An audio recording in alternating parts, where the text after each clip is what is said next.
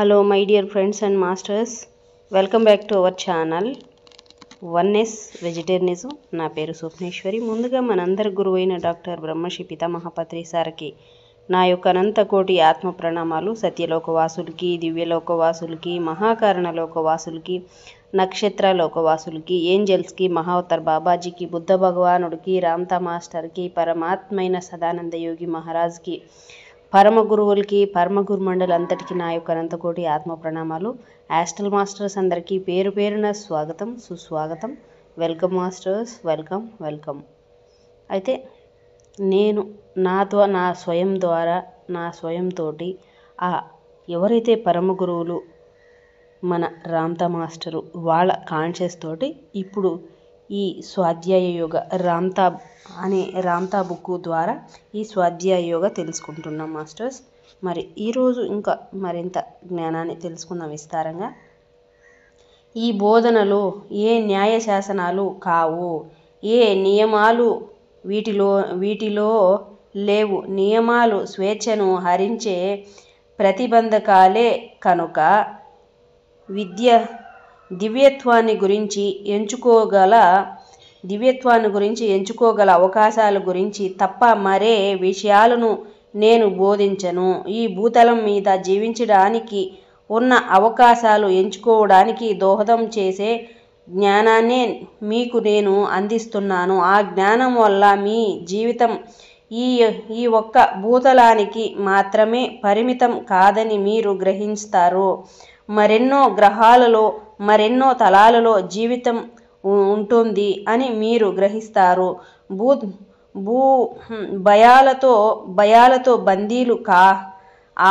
భయాలతో బందీలుగా ఆలోచనల సుడిగుండంలో చిక్కుబడిపోయి ఉన్న మీకు అవధులు లేని ఆలోచన సంవిధానాన్ని నేర్పించబోతున్నాను. అనంత ఆశయాన్ని మీలో నిర్మించబోతున్నాను. అపరిమిత జీవితాన్ని అందించబోతున్నాను. ఈరోజే మీకిది బోధిస్తున్నాను. దాన్ని మీరు ఎంతవరకు స్వీకరిస్తున్నారో, ఎంతగా మీ జీవితంలో ఆచరణలోకి తెచ్చుకుంటున్నారో అంతగాను బోధిస్తాను. సంకుచితత్వం నుంచి మీ ఆత్మను ఉద్ధరించి మహోన్నతి వైపు నడిపిస్తాయి. మీ అంతర్జ్యోతి దేదీప్యమానంగా వెలుగుతుంది. మీరుగానే తప్ప అన్యంగా ఏ మాత్రం ఉండకూడదు. కానీ మీలో ఎందరికో ఆత్మ అంటే ఎవరో తెలియడం లేదు. ఆ ఆత్మను ఎలా తెలుసుకోవాలో నేను బోధిస్తాను. ఆత్మను సొంతం చేసుకున్నాక మరెప్పటికీ మీరు దాన్ని పోగొట్టుకోలేరు. ఆత్మ ప్రాప్తిని పొందిన తరువాత మరే బోధనలో మీకు అక్కరలేదు. పరమ సత్యంలో ఉత్కృష్టంగా మీరు యథేచ్ఛతో జీవిస్తారు. నా జీవిత కాలంలో నా ప్రియ పుత్రిక అయిన ఓ స్త్రీమూర్తి శరీరాన్ని మీకు జ్ఞానబోధ చేయడం కోసం నేను ఎంచుకున్నాను. బ్రహ్మచర్యపు జీవితం నాది. ఏ స్త్రీని నేను పెళ్లాడలేదు. కానీ నా జైత్రయాత్ర సాగుతున్న సమయంలో ఎందరో తల్లులు తమ పిల్లలను నాకు కానుకగా సమర్పించుకున్నారు. వెన్న చిలికే వాళ్ళు వెన్నను ద్రాక్ష ఉత్పత్తుదారులు తమ మధువులను కానుకగా నాకు సమర్పించుకున్నారు. తమ సంతానాన్ని నా సేవకు దత్తత చేసిన తల్లిదండ్రులు కానుకలే నాకు లభించిన అత్యుత్తమ కానుకలు. స్త్రీ సాంగత్యంతోనే ఎరుగని నాకు అందరికంటే ఎక్కువ మంది పిల్లలే లభించారు. అమాయకత్వము ఆత్మ ఆత్మ నిర్మలము పునికి పుచ్చుకొని ఆ అభం శుభం తెలియని చిన్నారులే నాకు మహోపాధ్యాయులు. నిత్యం సత్యం వర్తమానులే. బాలలు అందరూ పిల్లలందరిలోనూ ఈ కుమార్తె మీద నాకు ఎంతో ఎక్కువ ప్రీతి. ఆ అమ్మాయి చిన్న పిల్లగానే ఉండాలని అనుకోలేదు. ఓ యోధురాలిగా సమర్థురాలిగా తయారవ్వడమే ఆమె కోరిక. మామూలుగా స్త్రీలలాగా అల్లికలు కుట్లు ఇలాంటి పనుల్లోనే జీవితాన్ని కొనసాగించడం ఆమెకు నచ్చేది కాదు. యుద్ధాలు అంటే ఏమిటో ఆమెకు బాగా అర్థమవడానికి చాలా కాలమే పట్టింది. ఆ అమ్మాయి నన్ను ఎంతగానో ప్రేమించేది. నిరంతరం నేర్చుకోవడం తప్ప మరే ఆశలు ఆమెకు ఉండేవి కావు. అందుకే ఆ అమ్మాయి అంటే నాకు అంత ఇష్టం. మరణాన్ని అధిరోహించి సాగే సమయంలో మళ్ళీ నేను తిరిగి వస్తానని నా కుమార్తెకి వాగ్దానం చేశాను. కానీ నా పయనం ఎక్కడికో నాకు తెలియదు. తనను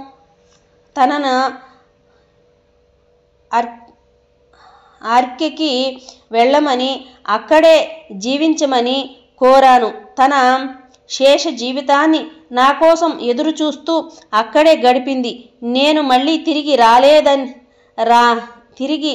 రానే లేదు. తరువాత ఆమెకి ఎన్నో జన్మలు గడిచాయి. ఆ జన్మల పరంపరలో తాను నమ్మిన సత్యం కోసం ఆమె శిరచ్ఛేదనాలకు సజీవ దహనాలకు ఆకలి చావులకు గూర్చి కావాల్సి వచ్చింది. అలాంటి జన్మల సాధనల ఫలితంగా ఉత్తమ కుల సంజాతక అత్యంత వినయశీలిగా ఆమెకు జన్మ ప్రాప్తించింది. ఆ పుణ్య ఫలితంగానే నేను ఆమె ద్వారా మీ దగ్గరకు తిరిగి రాగలిగి మీరు ఏనాడో మరచిపోయిన మీ దివ్య వారసత్వాన్ని మీకు గుర్తు చేయగలిగే సహాయాన్ని చేయగలుగుతున్నాను. ఈ భూతలానికి ఆమె అందించిన మహోన్నత కానుక ఇదే. ఆమెకు మీకు నేను ఇచ్చిన వాగ్దానాన్ని నేను నిలబెట్టుకున్నాను. తన మధ్య వయసులో ఊహించనివి ఏ మాత్రము సంభవాలు కాని ఆ ప్రాయంలో ఆమెకు నేను లభించాను. ముగ్ధ మనోహరంగా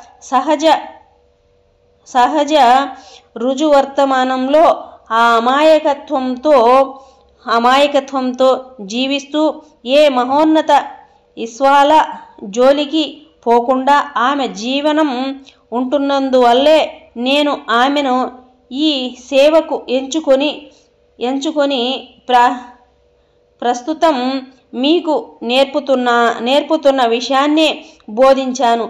జ్ఞానార్జనతో నిరంతరాభ్యాసంతో మేమిద్దరం ఈ కార్యాచరణ చేశాం. ఒక్కొక్కరినే తీర్చిదిద్దాలన్న ఆశయంతో, క్రమేపీ జ్ఞానులు ఏర్పడాలన్న సంకల్పంతో మొట్టమొదటి నుంచి ఏ ప్రచారాన్ని మేం చేయలేదు. వ్యక్తి పూజల్ని మీరు చేస్తారు కనుకనే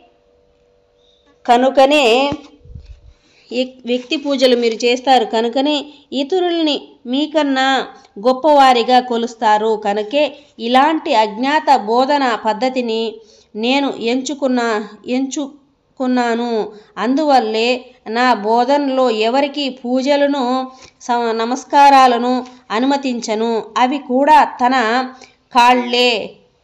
కనుక నా బోధనలు విన్న తర్వాత కూడా నన్ను గుర్తుంచుకోవడానికి నా స్వరూపం మీకు ఏమాత్రం లభించదు. మీ కంఠహారంలో వ్రేలాడేందుకు నా బొమ్మలేవి మీకు లభించవు. మీ గోడల మీద అతికించుకోవడానికి ఏ వర్ణ చిత్రాలు దొరకవు. నా రూపాన్ని శిలా విగ్రహాల మలుచుకోవడానికి ఏ అవకాశము లభించదు.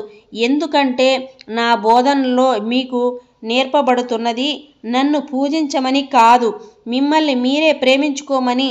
మీ అంతరంగంలో నిక్షిప్తమై ఉన్న అద్భుత జీవసారాన్ని, దైవం అని పిలువబడుతున్న దాన్ని ప్రేమించమనే. నేను సరిగ్గా మీలాంటి వాడినే. కనిపిస్తున్న వాళ్ళలోనూ కనిపించని వాళ్ళలోనూ కూడా నీకన్నా గొప్పవాళ్ళు ఎవ్వరూ లేరు. అలాగే మీకంటే ఎక్కువ వాళ్ళు కూడా ఎవ్వరూ లేరు. దైవ సామ్రాజ్యంలో సర్వులు సమానులే. మీలో వ్యక్తి పూజల్ని, వ్యక్తి ఆరాధనల్ని చేస్తున్న వాళ్ళందరికీ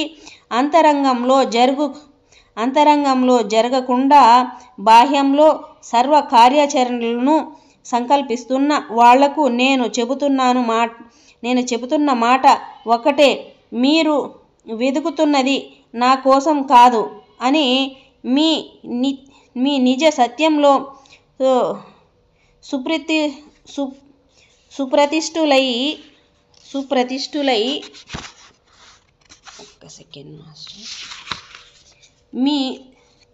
మీ సొంత అవగాహనలో మీరు సత్యజీవులు కావడం కోసమే నేను సహాయం చేయాలని వచ్చాను. మీ శరీరంతో బాహ్యంలో సేవలు, పూజలు చేస్తున్నంత వరకు సాక్షాత్తుగా మీరే అయి ఉన్న మహా సౌందర్యాన్ని మీరు వ్యక్తీకరించలేరు, ముక్తులు కాలేరు. మిమ్మల్ని గొప్పగా ప్రేమించగలిగే వాళ్ళు కేవలం మీరు మాత్రమే. ఓ గొప్ప స్నేహితుడిగా, ఓ గొప్ప గురువుగా మీకు మీరు మాత్రమే ఉండగలరు. మీ ఆత్మబోధ కన్నా గొప్ప ఎవరు మీకు బోధించలేరు. మీ సొంత మాట కన్నా గొప్పగా బోధించగలిగే మహావాక్యాలు మరెక్కడా లేవు. మీరు తెలుసుకోవాలని అనుకున్న ప్రతి పరిష్కార ప్రశ్నకు మీరు మాత్రమే సజీవ సమాధానం. కానీ మీరు బాహ్యంలోనే చరించే ఏ మార్గాలలో, పద్ధతులలో వెతుకుతున్నంత వరకు ఏ దేవుళ్ళనో